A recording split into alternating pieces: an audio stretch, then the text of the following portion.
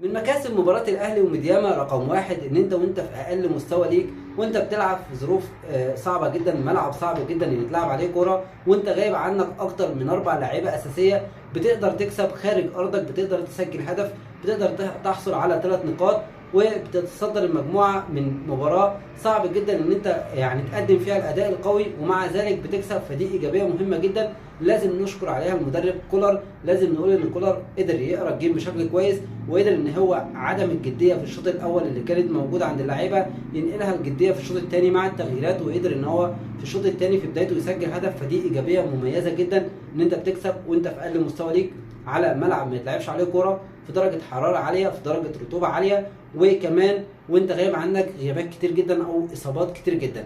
نيجي للايجابيه الثانيه ودي المهمه بالنسبه لي، ايجابيه مهمه جدا ان انت تاني مباراه على التوالي بتخرج بكلين شيت مع حارس زي مصطفى شوبير، وده بيطمنك وبيديك امان ان انت عندك حراسه المرمى في الاهلي في مستوى كويس جدا، حارس مرمى واعد مستقبل، بيتوقع بشكل صحيح، بيقدر ان هو حتى واداء المدافعين في اقل مستوى بيقدر ان هو يشيل الفريق، بيشيل كوره واثنين وثلاثه. فوجود مصطفى شوبير في حراسه مرمى الاهلي بيطمنك. مصطفى شوبير شال كام كوره مباراه شباب بلوزداد، وشال كام كوره في المباراه دي، وفي ظل مستوى او سوء مستوى المدافعين عندنا بيقدر ان هو يكون الحامي الاول لخط دفاع الاهلي او لحراسه مرمى الاهلي، او ان الاهلي يحافظ على الكلين شيت.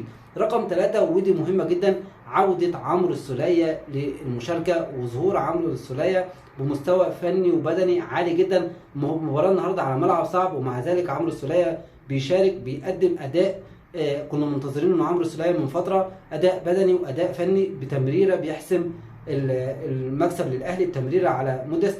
فوجود عمرو السوليه في الملعب النهارده اضافه للاهلي ان هو يظهر بالمستوى ده. رقم 4 ودي مهمه جدا، ظهور كريم نيدفيد وتصريح مارسيل كولر عليه ان كريم نيدفيد قدم الاداء المطلوب منه، قدم مباراه جيده وفاز بالالتحامات كتير. فدي حاجه برضو تنور ان انت عندك واحد زي كريم نيدفيد هيدخل ان شاء الله في المنافسه في مركز رقم 8، سواء بقى مع ديانج، سواء مع امام عاشور، سواء مع اللعيبه اللي بتلعب في نص الملعب. فدي حاجه مهمه جدا. رقم 5 ودي مهمه جدا بالنسبه لي، وجود موديست وصناعه موديست الهدف. ده بيدي ثقه لموديست ان هو يقدر يكمل ويلعب، يقدر انه يسجل اهداف ويقدر يساعد الفريق ويكون له دور.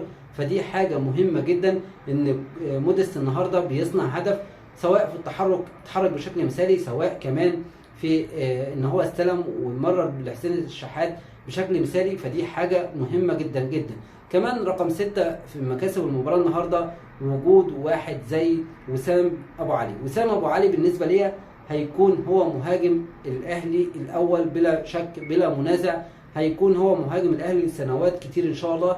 لاعب عنده ضغط عالي بشكل قوي جدا، لاعب عنده سبرنت سريع جدا، وكمان وسام ابو علي بيعمل الجامب بشكل عالي. فوسام ابو علي مكسب من مكاسب المباراه النهارده ان انت تشوفه في مباراه رسميه في اول مباراه بيعمل محاولتين على المرمى، بيشوط برجله الشمال، وان كانت محتاجه تبقى في البعيده مش في الضيقه، لكن التحرك من البدايه والاستلام من رضا سليم وبعد كده ان هو بياخد المكان. فدي حاجه مميزه جدا. مع الوقت الفينش هيكون افضل. فوجود وسام ابو علي في الاهلي او في المباراه دي مكسب من مكاسب المباراه. الحمد لله ان احنا اطمنا ان احنا يكون عندنا مهاجم قوي. كمان من مكاسب المباراه النهارده وجود رضا سليم مع الوقت هتلاقي رضا سليم بيقعد اي حد. رضا سليم هيكون هو بالنسبه لنا الجناح الاول رقم 1 في الاهلي، لانه عنده امكانيات عاليه جدا. هيكون مع حسين الشحات وبريستاو، هيكون في منافسه. والمكسب الاهم للمباراه النهارده عدم مشاركه محمد طاهر في المباراه من البدايه، لان مشاركه محمد طاهر كانت هتخلي اداء الاهلي مش هو الافضل، هتخلينا نفقد الكره بسرعه وننهي الهجمه بشكل مش هو الافضل، لان طاهر ما بيلعبش العرضيه صح وما بيدخلش ال 18. طاهر مش هو الافضل بالنسبه للاهلي في مركز الاجنحه، لازم يكون ترتيبه الرابع او الخامس. ده بالنسبه لمكاسب المباراه النهارده. اتمنى من كل واحد بيشوف الفيديو ده لو لسه اول مره بيشوف قناتي تشترك في القناه وتفعل الجرس وتسيب لايك كومنت للفيديو، وان شاء الله يوصلك كل جديد. وسلبيات المباراه عدم الجديه اللي كانت موجوده من بدايه المباراه، سواء من حسين الشحات في خط الهجوم او من محمد عبد المنعم في خط الدفاع. ده بالنسبه لسلبيات المباراه. اشوفكم في فيديو جديد ان شاء الله.